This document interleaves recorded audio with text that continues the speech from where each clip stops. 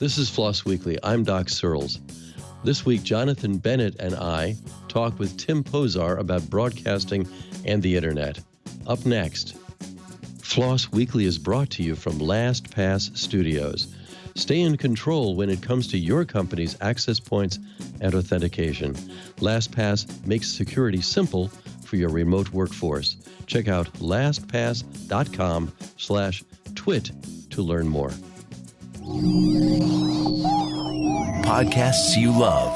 From people you trust. This is TWiT.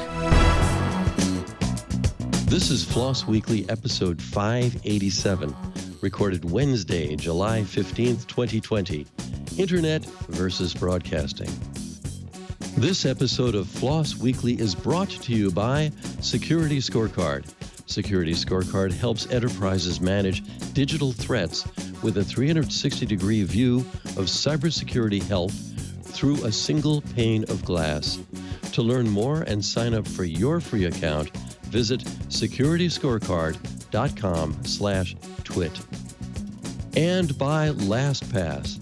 Give your IT department a break and supply them with the tools that really protect your business. Visit lastpass.com/twit to find out how they can help you. Hi, everybody. I'm Doc Searls. Welcome to FLOSS Weekly.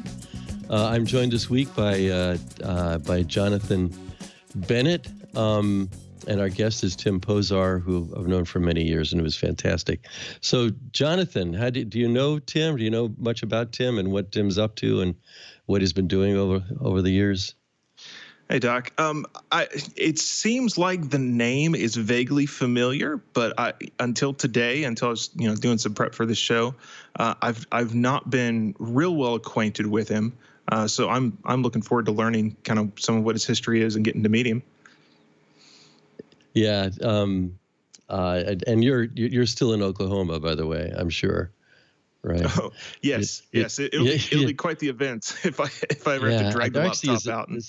There's an Oklahoma item I might bring up on the show. I'm on the set of Knives Out here. That's what it looks like. The movie. It's a borrowed house, a friend in San Marino, California, which is where I'll be for the next several weeks before hopefully going back to New York. So there we go. I didn't have it open. So this is doing these things live. But we are sponsored, and I'm going to go into the ad and get this thing paid for by people we appreciate, and then go into the show.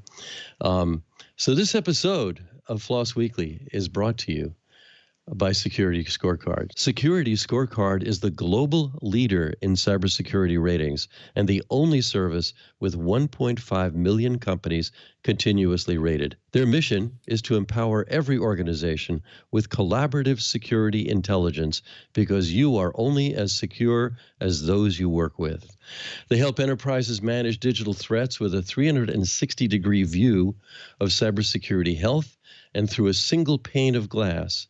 Their patented rating technology is used by over 1,000 organizations for multiple use cases, including self-monitoring. With Security Scorecard ratings, you evaluate your organization's cybersecurity risk using data-driven, objective, and continuously evolving metrics that provide visibility into your organization's information security control weaknesses. And with third-party risk assessment, instantly view the cybersecurity posture of any third-party vendors, partners, or suppliers to help you evaluate risk in your ecosystem. It can also allow them to find and fix security risks and vulnerabilities across their externally facing digital footprint.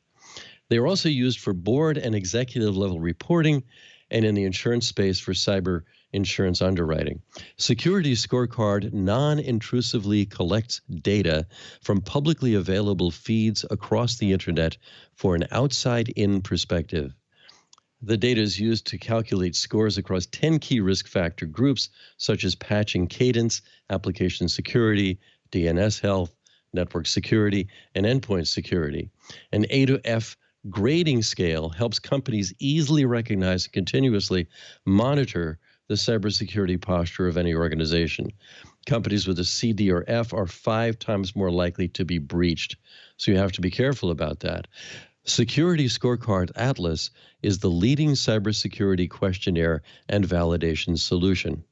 It cuts through the questionnaire noise so you can find out your score to make your business cyber secure. Atlas's centralized platform leverages machine learning to automate the cybersecurity questionnaire exchange process for senders and receivers, making it 2 times faster, more accurate, and secure. Atlas is the only platform in the market that instantly maps cybersecurity rating data to individual responses, providing a true 360-degree view of risk. Cut the questionnaire cycle in half, save hours with 20-plus industry-standard questionnaires or their custom questionnaire wizard. Collaborate easily and securely with your team and third parties. Security Scorecard believes that every business has a right to its own cybersecurity rating. They were awarded Best Product Security Ratings by 2020 SC Magazine Awards. The combined power of Security Scorecard ratings and Atlas gives organizations a 360-degree view of cybersecurity for any company in the world. Sign up for your free account by visiting securityscorecard.com/twit. Check the score of your business and up to 5 others. To learn more and sign up for your free account, visit securityscorecard.com/twit. That's securityscorecard.com/twit. So, welcome to the show, and welcome to Tim Pozar, an old friend from both the broadcasting and the internet worlds. A little background on Tim. Tim works on building infrastructure that enables democratic discourse. He's been building out network infrastructure since the 80s. He's co-founder of a network consulting group called 2P LLC. He also works on San Francisco's community broadband network that provides internet to low-income housing. Recent work under his company includes a high availability emergency network at Burning Man for the BLM and a large fiber network in the San Francisco Bay Area. He also has his own actual licensed radio station in his house in Marin County, and if you live nearby there, you could get it on an actual radio. And he's got great hackage behind that. Also, I've, in my capacity as the editor-in-chief of Linux Journal in the past, have written about Tim and his work back when he set up, I think, the longest wireless link to using Wi-Fi frequencies between land and sea, way from a TV station site on San Bruno Mountain all the way out to the Farallon Islands. Is that so? I haven't seen you yet, Tim, but do I have that right? Is that still in operation and doing what it was supposed to do? It is. In fact, we just upgraded it about 2 years ago with some Mimosa radios that were kind enough to donate the links to us. And the reason for the upgrade is we upgraded our live camera that we have out there that you can steer around and watch the birds. So there's an HD camera. If you go to the California Academy of Sciences webcams, you can see the Farallon cameras out there. That is so cool. So when I first met you, I think was at a one of the many ISP kind of cons that they had back in the 90s when ISPs were a new thing, and before the phone companies and the cable companies ate that whole world. But I already knew you from seeing your. I think we maybe either had some contact through one of the San Francisco radio stations that I was hanging out with people that worked at, or something, KLOK or one of the ones that followed that on or KKSF. I forget, right. But I was surprised. I remember being surprised to find that this guy I knew about from radio was actually not just doing ISP stuff, but was a founding figure in the ISP world. So you want to review for us a little bit of how that overlap worked and how it all happened? Oh, well, okay. So I mean, so the winding way back, I've been very interested in trying to, as you say, democratize communications, make sure that everybody can have their voice heard. Although with Facebook of late, I'm sometimes regretting that. But so I started community radio stations. We started a bulletin board system, or I helped with one called FidoNet, if you remember that way back when. I wrote the software to connect FidoNet up to UCP and Usenet and such, and established an early domain called fidonet.org, where actually at that point in time I had to go down to SRI to plead my case to have fido.net, and they turned it down, saying that we weren't a real network. So we had to use that. And that was how you registered domains back then, is you went to SRI. Back when they used to check that stuff. Yeah. And I remember a domain, I mean, when I bought Searls.com 1,000 years ago, I guess in 95, something like 95, it was from the Internic or something like that, and I paid $75. We also bought ClueTrain.com for $75, so I may have those confused. It was probably Network Solutions, I think, was one of the first. They were probably Network Solutions, yeah. They kind of took over a lot of that. But this is back when it was a guy that was a handicap. I think he was blind or something like that. Or no, he was hearing impaired. So they had to. We were constantly negotiating over the fact that I really wanted Fido.net, and we wore out several signers, as I remember, during the time, because we were there for hours trying to convince them to do this. But anyway, that was back in the old days when domains were. I should have bought a bunch of domains at that point, but I didn't, or got them. After that, let's see, did bulletin board systems, as I said. There's this thing called Arpanet, as you probably talked about on shows and such. And I got the first taste of that with a guy named Eric Fair, who invited me over and gave me an account at UC Berkeley. And I would go over to Evans Hall and log on to one of the terminals there and be able to get experience there. Another person you may know, Dave Taylor, who has, I think, he was a columnist on Linux Journal. Dave was a very stalwart columnist for Linux Journal for a long time. Yeah. Dave and I actually tried to start a company at one point. This is way back when, called Widget Systems. And he introduced me. He was working at HP at that point, and he introduced me a lot to the internet as well. And I said, I got to get on this thing. I mean, this just levels the playing field completely. And so about 1989 or 1990, or actually before then, in the 80s, I've been playing with a packet radio, amateur packet radio. I got my license.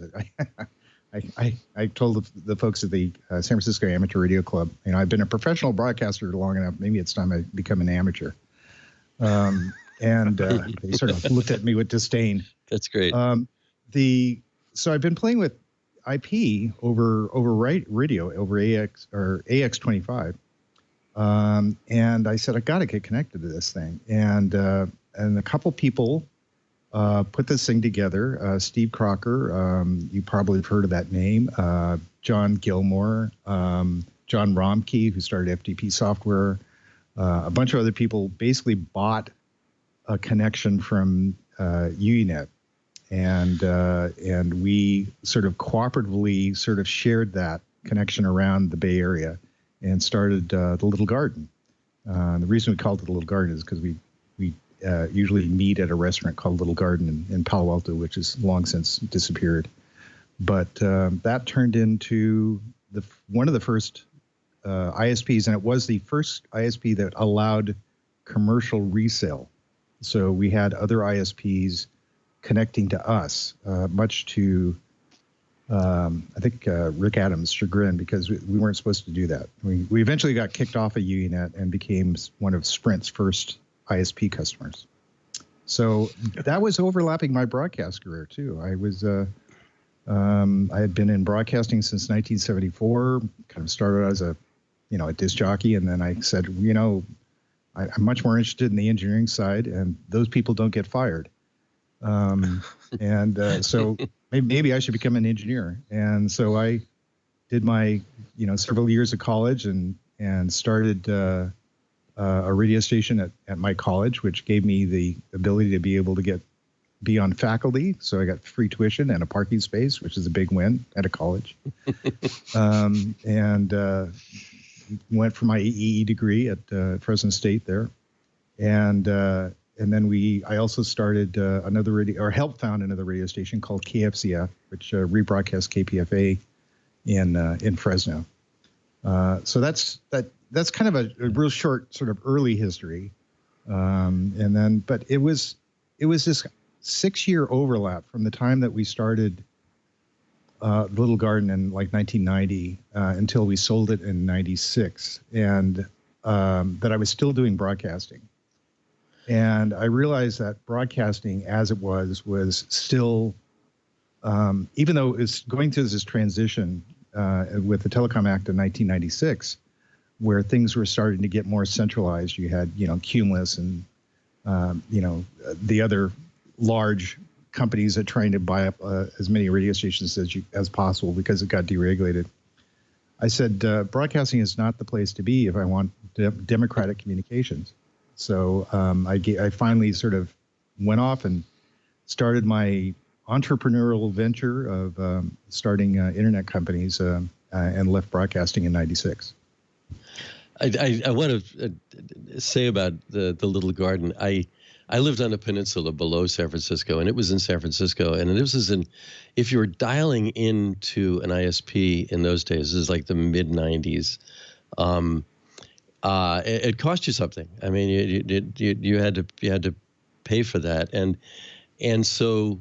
But I wanted to be on the Little Garden so badly. It was just it was really well known as the place to jack into. There were others like, I think, Panics in New York and a few others like that. But right.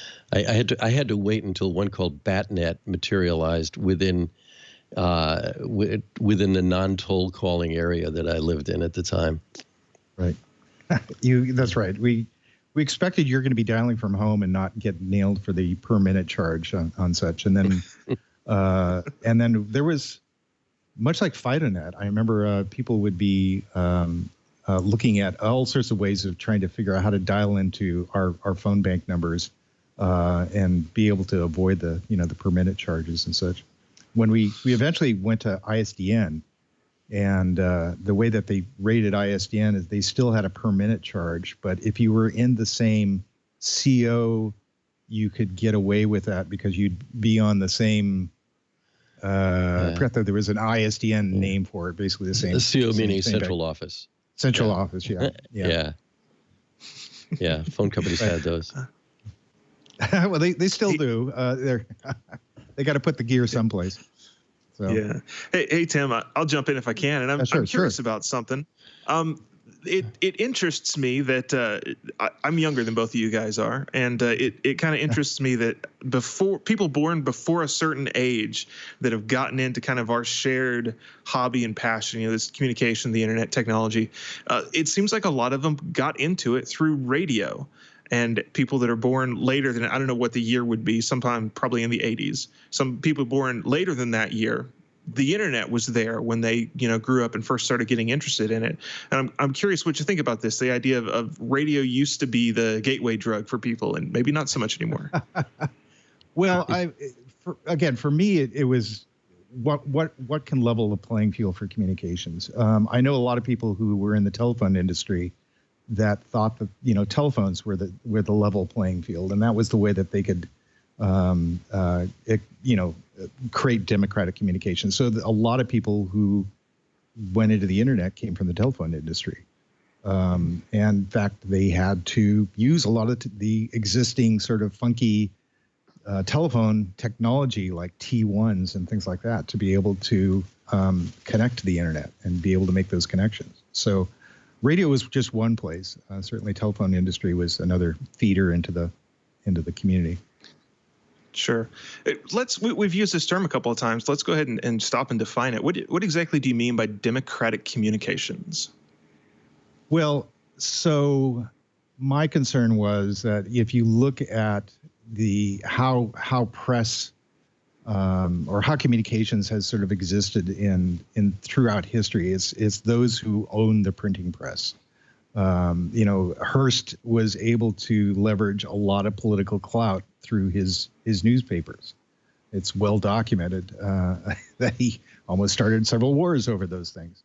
But and so they didn't have the average person out there basically only had that one pipe. When I grew up, you only had three TV stations and maybe an independent. You may have like 4 stations in your community. So they had the FCC at that point had to do public. You had to do these public ascertainments, and you'd always the community voices would always be relegated to like 3:00 Sunday morning. So that would be the only place where somebody could sort of broadcast and be able to communicate to the rest of the mass, population. In 1940 something, Pacifica started a station called KPFA, and it was meant to open up that pipe to be able to have other voices heard. In fact, during that history, there was many times that they would literally stick a microphone on the sidewalk and let anybody walk up to it and be able to express what they want. I'm not sure if they tape delayed it or what, to keep the words off the air. But that was kind of the thing that sort of like really sort of opened it up for me. That and being able to, as I remember when I was a kid, listening to shortwave and listening to, like Czechoslovakia falling and such. And listening to that over shortwave and hearing that in real time and saying there must be a way to be able to get more voices on the air and be able to get more thoughts out there. When bulletin boards, so community radio, this is why I started, KFCF or helped start KFCF and KFSR, which was Fresno State's radio. But bulletin board systems, when I saw that coming out, FidoNet and such, I said, and particularly FidoNet wasn't just sort of a centralized bulletin board system. It wasn't something you just left a message on one node. You left a message on one node and it would propagate to tens of thousands of other computers out there that were all plugged into the net, much like UUCP. We can talk about that, your Usenet. But it was on a level that you didn't have to go out and spend $100,000 on an HP or a Sunbox or something like that. You could run this on an MS-DOS computer. So that meant that it got it into more hands. When there was a point where we were during apartheid. We weren't supposed to be communicating back and forth between South Africa and the United States at one point, or exchanging information, particularly between research and educational facilities. And a group of us said, screw that. That doesn't help in getting other people's voices heard and being able to understand and to break down that wall. So we actually end up putting in kind of a stealth connection between the university in Johannesburg to a friend of mine's house in Portland, Oregon, to be able to get communications back and forth. And for a long time, a lot of research information went between Lawrence Livermore Labs and through my computer back to university in South Africa. So this is the way that we want to be able to democratize communications. Is we want to make sure that every voice gets heard. Now, lo and behold, there's a backlash to that I had no idea that was going to happen. That people could game this in the way that they did, and particularly in 2016 and before. We knew about flame wars, we knew about people's opinions, but we thought that was going to be basically self-regulated. But in fact, it's gone beyond that. So we need ways of being able to sort of like not necessarily govern, but have a kind of a relationship or trust system associated with communication. So you can say to yourself, I trust that's speaker's voice. Yeah, so that's actually the direction I was going to go with the next question. Is we've got even today. So thinking about this idea of democratizing, if you're really willing to embrace that, this idea of free speech for everybody, you kind of run into I guess it's a catch-22. And so what we're seeing today is we've got these big platforms like Facebook, Twitter, and there's this. It's happened recently where someone says something that's far enough off the reservation on one side or the other that somebody at Facebook or Twitter says, all right, we're going to ban that person. Or there's even this idea, again, you alluded to it, this person is a bot. It's just somebody working in a troll farm somewhere. I'm curious how this meshes together with true democratized communication. Like, what's the balance between anybody's idea is good to go, and there's some of these things that for whatever reason are just you can't allow it, or somebody makes the decisions, you can't allow it. What is the future? What does the future look like? What do you think the balance is eventually going to fall to? Yeah, so I'm looking back into the old broadcast days too. There was much more responsibility to make sure that the communications that was generated. Walter Cronkite was well respected for having an even-handed presentation of the news, and most news organizations of that era weren't trying to necessarily push an agenda. And so there was a lot of vetting. There was a lot of peer review of the news and such. So there was interest in that until and I have to say that political incited or push journalism has been around for a long time. I mentioned Hearst, sure, but the mainstream news at least was self-governing enough until they realized that they can actually make more money being not neutral, but actually being somewhat politically directed left or right or center or whatever that their audience that they're aiming for. I'm thinking of people who claim themselves as more entertainers, but represent themselves as news, as in not only the right but the left. When you have a completely open system, then and most, I come from it's no secret that people like John Gilmore and various other folks are pretty libertarian, and we really struggled with trying to deal with things like spam when we first started an ISP. At that point in time, there was a backlash against spam, still is, and so there was groups that would put together called real-time black hole lists, or RBLs. I'm thinking of Dave Rand in particular, and this was something that we really struggled because we didn't want to get on these lists, but yet we didn't want to stifle free communications. So I don't want to do that. I want to make sure that people still have a voice, but that there's sort of a trust or authentication associated with that data. So I don't think that basically banning somebody, unless it's really sort of like a criminal intent, is the way to do this. There must be some sort of authentication or not necessarily authentication, or reputation system that's associated with the communications, so that you can have some confidence that there's maybe some fact in this. Maybe there's some peer review associated with this. It's having, again, Twitter or Facebook basically shut down accounts that may not necessarily be criminal. You're skating the line of censorship at that point. So it's a really hard subject, and we struggled with this in the early years of spam, as I mentioned. Well, there's so many ways we can go with all of this. But first, we need to keep paying for this. So I'm going to go to our second ad. So this episode of Floss Weekly is also brought to you by LastPass. Your IT department has a very big job. More devices, applications, and remote workforces, all with new threats and regulations, which make strong security extremely complex. Luckily, LastPass provides your IT with strong security that is easy to use and to manage. You can secure every entry point from shadow IT to apps to mobile and cloud services. Their access services give you visibility and control over every access point to your organization.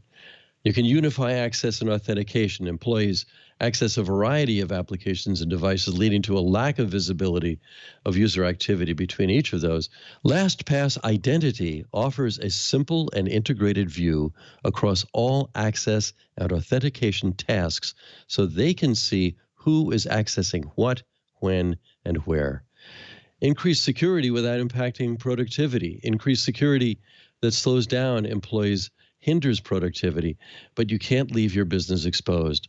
LastPass's authentication solutions enable you to understand user behavior, to adapt authentication based on the user, reducing friction while preventing threats. Make password security effortless. Passwords are entryways into businesses. Spreadsheets and sticky notes aren't secure. LastPass's password management secures them all so you don't have to.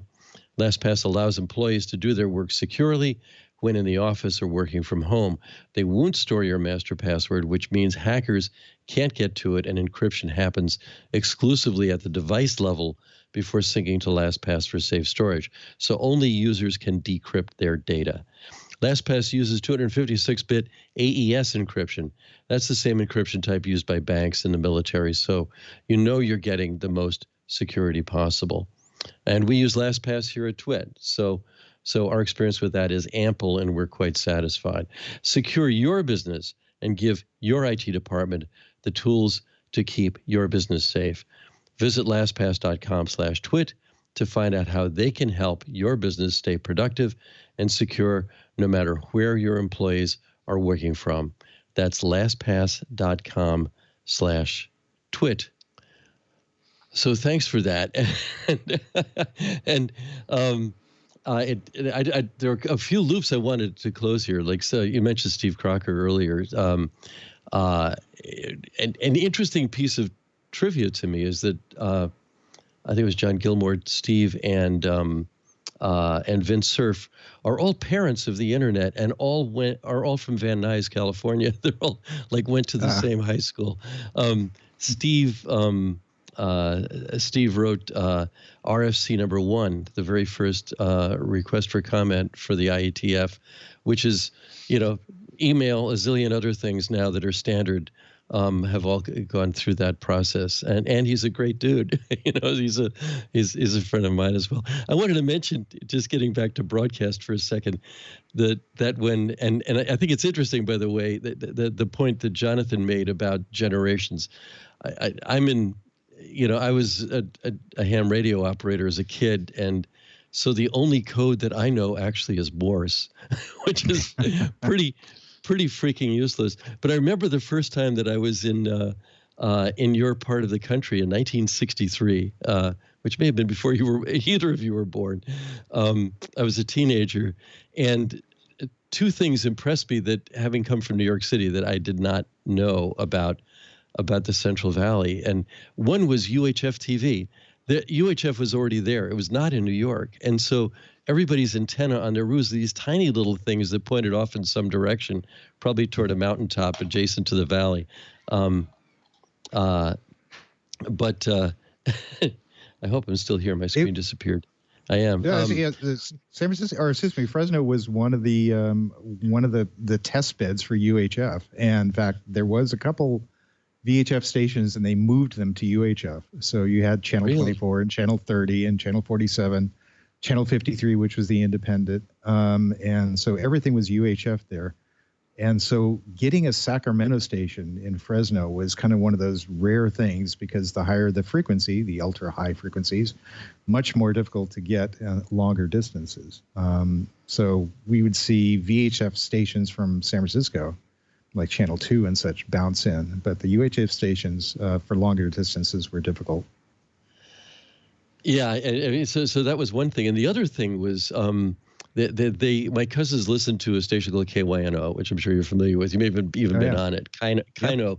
And because they dropped their power at night and went directional, they would say goodbye to Dinuba, where they lived, in Orange Cove and Visalia and a bunch of other places, and then when there was nothing there. And anyway, that impressed me. Anyhow, I just wanted to mention those things because we're all creatures to some degree of where we come from. Right. And Jonathan, I know you want to get back to some questions, so you can. I jump do. in. Look at the back. Yeah. This interests me. This idea of a democratized communication and the platforms that we see. I'm curious. Are you familiar? Have you been watching at all the legal action going on between Patreon and Owen Benjamin, aka Big Bear, the comedian that gets thrills out of skating the line of what's appropriate to say? No, I haven't been watching that one in particular. So they have to fill me in on that one. But okay, so there's it sounds like it's a troll. No, so he is, I would say it's probably safe to say that he is a troll of a comedian. But what happened is essentially he had a Patreon account. People were supporting him there. And Patreon took a look at the stuff he was doing and said that, all right, that's it. He's in our mind, he's crossed the line. He no longer can be a part of our platform. And so they banned him from Patreon. And because Patreon is based, and I am not a lawyer. I'm going to flub the description of what's going on here, I'm sure. But Patreon has a forced arbitration clause in their terms of service. And because Patreon is located in California, they're under all of these California laws, one of which being that Patreon is required to pay the arbitration costs up front. And so like 72 of Benjamin Owen's supporters said, we would like to start arbitration because you banned this person that we support. And the upfront costs of doing this is just, it's a lot. It's millions of dollars. And they're trying to fight it in court. And they just got handed a partial ruling that said, no, you probably can't do that. You probably need to pay up on this. And it's really interesting because these consumer protection laws suddenly they're beginning to put pressure on these big platforms saying, no, you can't just ban people in this opaque way. You have to, you have to be willing to go into arbitration. You have to explain what you're doing. And it's interesting to me to see this shift in the big tech world from the platform owners have total control to, essentially legislators are saying, no, the people that are on these platforms need to have some control as well. And I think it ties in interestingly to this idea of true democracy in communications. Well, there's a lot of fear. I mean, you've seen this backlash against Facebook and Twitter and being more responsible for how the systems are getting gamed or how they're getting used by various individual players as well as, country players. And they have a lot of sway. So there's a lot of fear in legislation. For a short period of time, I was the CTO of the EFF, and and I see Doc has his EFF shirt on. Those are the people. There's a reason that the EFF is around is because legislation usually makes bad law. And it was started by, again, a bunch of libertarians, and they wanted to make sure that either the law doesn't get defined or it's very surgical and well thought out. Typically, legislators are very reactive to their constituents and will run something through that's really badly done. Now, if they can take existing laws like you're describing and that are practical, has been well, vetted through, the various decades and such, and be able to apply that to online communities, then, and it's not, keeping in mind Barlow's vision of the cyber universe is international border free, then maybe that can work. And your analogy or your description of what California law has to restrict Patreon to be able to do, maybe that's the way to do it. I have a couple of thoughts about this. One is that that part of the design of TCP/IP and for that matter HTTP is that it's end-to-end inherently, and it doesn't have to be centralized. I think my own feeling and my own work around this is toward the term democratizing carries with it the assumption of the crowd wins, whereas the more libertarian angle on it, you might say, in a literal sense, is that everybody has agency and everybody can participate, and there's no reason any single person can't be part of something. And so toward that, actually, a group I work with came up with a what you might call an alternative to Patreon, which is called Emancipate. And Emancipate just basically is a simple way that anybody can tip anybody else with code that's independent of any central platform for whatever they like, or can pay whatever they want for whatever they like. And it's an idea we came up with years ago, and I invite readers and listeners, or listeners and viewers to talk to me about that, because I think there's still a chance to make that happen. I don't think we have. I mean, I think that platforms are inherently an industrial age notion. That's, we always need big companies. There's no doubt about that. We need what only big companies can do. But there's no reason to think we only need them. That as sooner or later everything gets trapped inside a platform, or that's kind of like a roach motel you can go into and never leave. I don't think that's the only choice. In fact, open source was invented to a large degree because of that. Last week we talked about open standards as a way around that as well. But we do need laws, so, but I'd rather have the tech start and that's the horse, and then you get norms behind the tech, and then you get the laws behind those. And I think for lack of that arrangement, we have things like the GDPR and the CCPA, which, well-intended as they are, have in some ways made things worse, I think. Right. Let's see, I've sort of lost my train of thought there, but your point of the cycle of the tech that gets invented first, and then sort of the norms, and then the standards get into place, or at least, the legislative standards, is the flow that I'd like to see as well. I don't want to see the law out there preventing innovation from happening. So if you restrict this too much to say this needs to get centralized, so then what happens when somebody comes up with a new idea that they're going to have to go through another series of hurdles to be able to deploy what they're trying to do? There's a friend of mine who's trying to sort of jump on the bandwagon of doing contact tracing for COVID at this point. And they're being bolted into the Android and Apple APIs and regulations and privacies that are kind of restricting their way of being able to invent and be able to innovate their technology. So I'm concerned about that, and that maybe we need to come up with another standard that's outside of what Apple and Android is doing here, but still have a concern for privacy and such. Tim, I'd like to take something Doc just said and run with it, partially because this is FLOSS Weekly and open source is really what we care about. But when we think about this idea of, and again, I love it, so I'll follow up on it, democratized communication, which really, I think it is the libertarian ideal, as Doc said. It's not so much democracy in the formal sense. Open source has historically and continuing forwards is one of the things that's really enabled this. I mean, so you think about it, if you've been kicked off of a big platform like Facebook or Twitter, well, the open source Apache and the open source PHP language and all of these things exist so that you can go out and very easily build your own platform, host your own platform. All you need is an IP address and a DNS name, and suddenly you are no longer beholden to Facebook. If we're talking about someone that's in a more extreme case than that, there's been a few DNS names that have been pulled off the internet.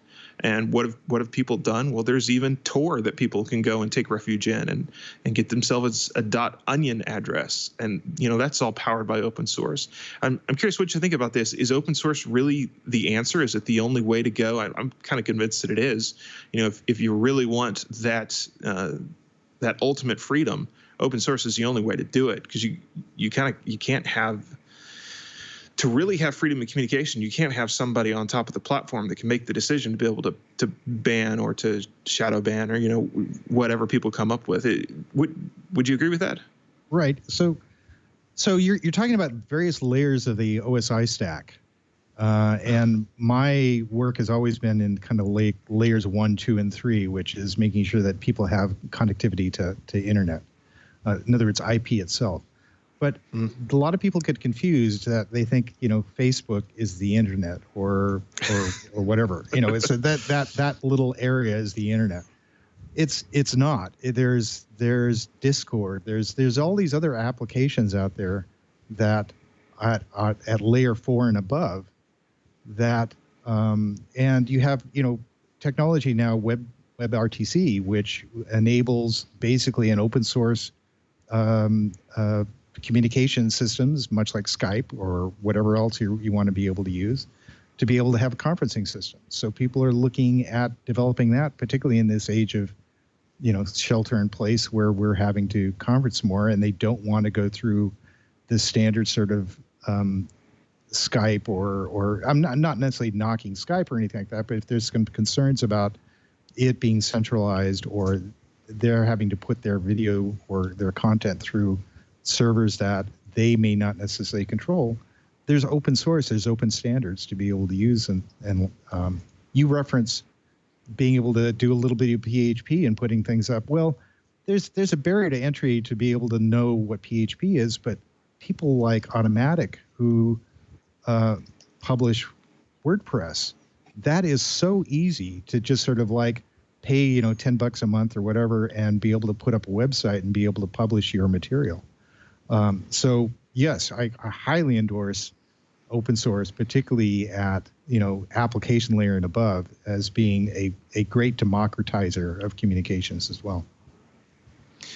So there's something else that we've touched on that I've been watching develop with bated breath, and you talk about ISPs and how at one point there were many different ISPs, and now they've kind of come together to where there's just a few of them, and we're getting to the point now to where we're getting more options. Starlink is the one that I am very eagerly awaiting, and I think it's going to even the playing field. Not in ways that we've seen before, but there's another way that you talk about internet access that the playing field is not even, and that is rural access. People that are off the beaten path, people that live on an island somewhere. And you guys mentioned this very early on in the episode, that you have this ridiculously long Wi-Fi link, which is very impressive. What are your thoughts on Starlink and kind of I think a revolution that it's going to bring about in the very near future? It's very important in the fact that the alternatives to Starlink has been things like Inmarsat and Iridium and such, and both of those have been either failures, where in the case of Iridium, it had been propped up by the United States government to be able to sort of like have it continue for a while, or Inmarsat, which is very expensive to push data across. So if Elon can drop the cost and increase the bandwidth for areas that are like in the Sierra Nevadas or middle of the Sahara Desert or wherever, then that's a big win for those communities that are so isolated that that all they get is what communications or what colloquialisms or whatever, the echo chamber that they have locally. They don't get to see other ideas and thoughts. Again, shortwave was kind of the great equalizer in the 60s and in the 50s and such. VOA and various other people try to leverage that. If he can pull this off, I was just looking at actually he made an announcement today of how the user unit is going to be able to track the satellites and sort of automatically re-aim the antenna and such. I'm looking forward to it. When our link goes down to the Farallones, they have to pull out an Inmarsat phone, and it costs them quite a bit of money to make a phone call to me to say, "Hey, Tim, the microwave link's down."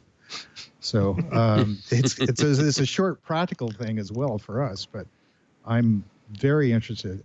There was at one point in time Obama tried to address rural deployment in the United States with what was called the BTOP effort, which or broadband telecommunications, whatever it was, and he put several $1 billion into that, and a lot of money went into small little ISPs who tried to do the right thing and put microwave links in and be able to address this kind of thing. But a lot of that money just basically sort of got sucked up, and then people just sort of ran off with it. So it wasn't that effective. And much like the way that the Payroll Protection Act has been distributed, that a lot of people, there isn't a lot of oversight on this too.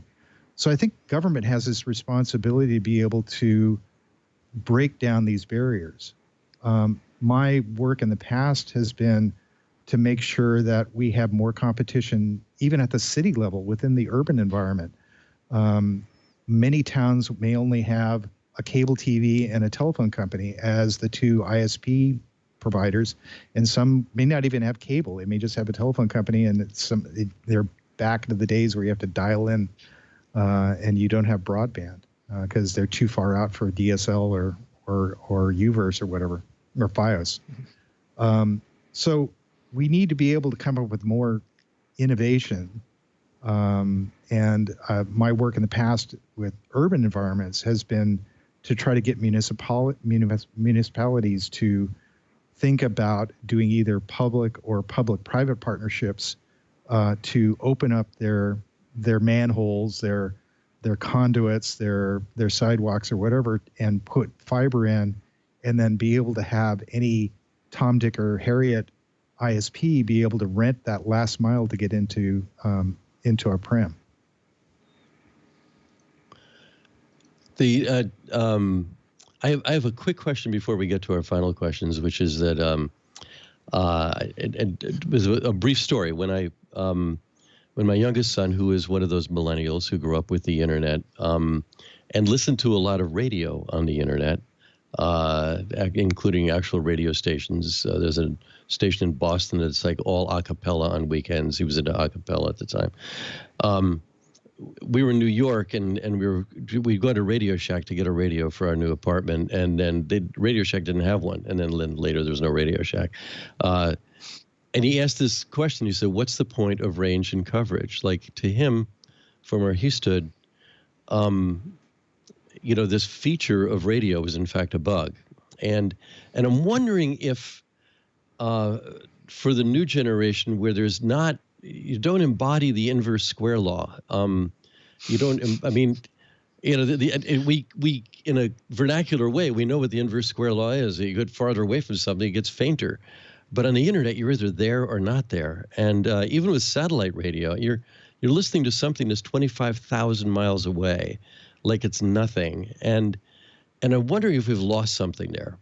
And we need a short answer before we get to the other rest of it, because we're running out of time. So I'm just wondering if you thought about that at all. Well, I think the inverse of square law is actually isolating communities. So you only got the news for that community, but in a way that helped build communities as well. So people were more responsible for the community's needs and actions. Whereas if I have an internet radio station, I can't really address the fact that a community has a particular need because I don't know what that is. So we still need localized communications and distributions and responsible parties. And the inverse square law actually enforced that. Yes. So we have we close the series of planned questions. One is, what have we not asked you would have liked us to ask? Well, I think you really touched on the ones that I know that you had a bent on broadcasting, and we can certainly geek about broadcasting for hours and hours and hours, which we did the other day. But my big concerns is democratic communications and making sure that we can enforce it well, or distribute it well. And so I'm really glad you touched on the new technologies that are coming out, such as Starlink. I'm glad that you touched on open source. Those are areas that I'm less, or at least open source is something I'm less pushing, but I'm more concerned about basically just making sure that the pipe can get to a particular location, and then I know that open source and innovators will be able to fill in that application, those layer 4 and above, so long as the hard part is the last mile, or and some people call it the first mile. So we need to recognize that that pipe needs to be able to get to someplace for the applications for open source to be able to be effective. A quick one. Do you have any angle on blockchain? Well, that's one of those sort of like, is that a troll question too? Yes, it is. I have a ball in blockchain right here. It's interesting to boss. I know a lot of people are into it. I've sort of studied it myself, but it's an interesting way of being able to sort of like have a ledger and be able to have some accounting to a ledger. So everybody has been saying, well, we can track food and supply chain sort of things, but so I'm still looking for kind of the ignoring Bitcoin and things like that. I'm still looking for the application for it at this point, and maybe that's trust in communications. Yeah. So last but not least, especially for our devoted FLOSS listeners, what is your favorite text editor and scripting language? Oh, VI and Bash. Sorry. I'm a Bash West for your Coast. Shell. Yeah. I'm not Emacs. Sorry, Richard. I'm more of a Bill Joy, VI guy. That's great. Okay, well, this has been fantastic. There's so much more we could talk about. I kind of wish we recorded what we talked about a few days ago. We were geeking out on broadcasting and everything else, but we'll have you back, I'm sure. It's just been awesome having you. So thanks again to Tim Pozar for being on the show, and thank you. See you again as soon as possible. Yeah, looking forward to it. So, Jonathan, how was that for you? How did that go to your expectations and leave you wanting more, or what? Oh, I try not to have too many expectations when coming on to do a show because everybody is so different. But no, I enjoyed getting to meet Tim. He's a neat guy. He seems like a kindred spirit in many ways. I know we didn't talk about open source software a whole lot, but kind of the philosophy behind it, some of the deeper philosophy about communication and what freedom really looks like in communication, and that's interesting. I'm glad to meet him, and glad that there are people out there that are really stopping and thinking about this and trying to make sure that those first 3 layers of the USI model are open and free as well. Which, thinking about it, open source sort of predates networking and the internet for sure. But you think about it, the last say 20 years, open source has really exploded in a kind of a worldwide way because the internet exists. And if it weren't for the internet, I think open source would still be a very niche thing that colleges and universities would know about, but probably not the everyman.